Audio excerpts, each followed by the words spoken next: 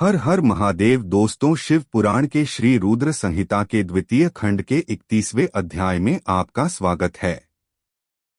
हमारी आपसे प्रार्थना है कि शिव पुराण की कथाएं अपने बच्चों को अवश्य सुनाएं।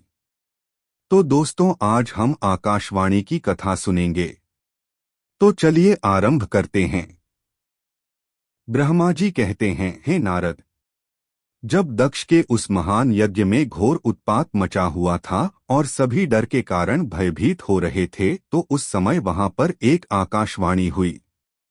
हे मूर्ख दक्ष, तूने यह बहुत बड़ा अनर्थ कर दिया है। तूने शिव भक्त दधीची के कथन को प्रामाणिक नहीं माना, जो तेरे लिए परम मंगलकारी और आनंददायक था। तूने उनका भी अपमान किया और वे तुझे शाप देकर तेरी यज्ञशाला से चले गए। तब भी तू कुछ भी नहीं समझा। तूने अपने घर में स्वयं आई साक्षात मंगल स्वरूपा अपनी पुत्री सती का अपमान किया। तूने सती और शंकर का पूजन भी नहीं किया। अपने को ब्रह्मा जी का पुत्र समझकर तुझे बहुत घमंड हो गया था। तूने उस सती देवी का अपमान किया जो सत्पुरुषों की भी आराध्या हैं। वे समस्त पुण्यों का फल देती हैं। वे तीनों लोकों की माता, कल्याण स्वरूपा और भगवान शंकर की अर्धांगिनी हैं। सती देवी प्रसन्न होने पर सुख और सौभाग्य प्रदान करती हैं। वे परम मंगलकारी हैं। देवी सती की पूजा करने से समस्त भयों से छुटकारा मिल जाता है और मनोवांछित फलों की प्राप्ति होती है। देवी सभी उपद्रवों को नष्ट कर देती हैं। वे ही पराशक्ति हैं तथा कीर्ति, संपत्ति, भोग और मोक्ष प्रदान करती हैं। वे ही जन्मदात्री हैं, अर्थात जन्म देने वाली माता हैं। वे ही इस जगत की रक्षा करने वाली आदि शक्ति हैं और वे ही प्रलयकाल में जगत का संहार करने वाली हैं।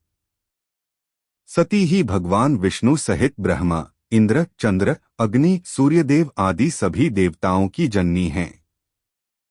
वे साक्षात जगदम्बा हैं। वे ही दुष्टों का नाश करने वाली और भक्तों की रक्षा करने वाली हैं। ऐसी उत्तम महिमा और गुणों वाली भगवान शिव की प्राणप्रिया धर्मपत्नी का तूने इस यज्ञ में अपमान किया है। भगवान शिव तो परमब्रह्म परमेश्वर हैं। वे सबके स्वामी हैं। वे सबका कल्याण करते हैं। सभी मनुष्य प्रभु का दर्शन पाने की अभिलाषा सदैव अपने मन में रखते हैं। दर्शनों की इच्छा लिए घोर तपस्या करते हैं।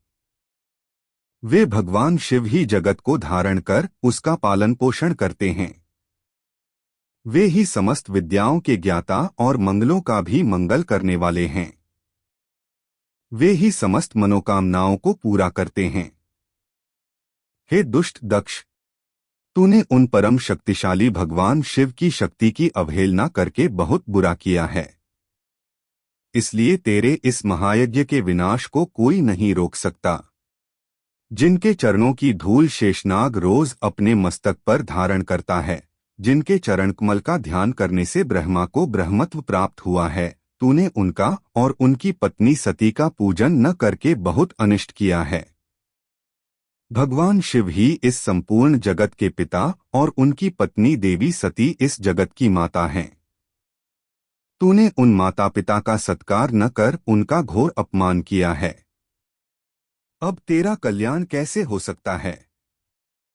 तूने स्वयं दुर्भाग्य से अपना नाता जोड़ लिया है। तूने देवी सती और भगवान शिव की भक्तिभाव से आराधना नहीं की। तेरी यह सोच ही कि कल्याणकारी शिव का पूजन किए बिना भी मैं कल्याण का भागी हो सकता हूँ, तुझे ले डूबी है। तेरा सारा घमंड नष्ट हो जाएगा। यहाँ बैठा कोई भी देवता शिवजी के विरुद्ध होकर तेरी सहायता नहीं कर पाएगा। यदि करना भी चाहेगा तो स्वयं भी नष्ट हो जाएगा। अब तेरा अमंगल निश्चित है। सभी देवता और मुनिगण यज्ञ मंडप को छोड़कर तुरंत यहाँ से अपने अपने धाम को चले जाएं, अन्यथा सबका नाश हो जाएगा। इस प्रकार यज्ञशाला में उपस्थित सभी लोगों को चेतावनी देकर वह आकाशवाणी मौन हो गई। तो दोस्तों, आज की कथा यहीं समाप्त हुई। शिव पुराण की और भी कथाएं सुनने के लिए हमसे जुड़े रहे तथा हमारे चैनल को सब्सक्राइब अवश्य करें। हर हर महादेव।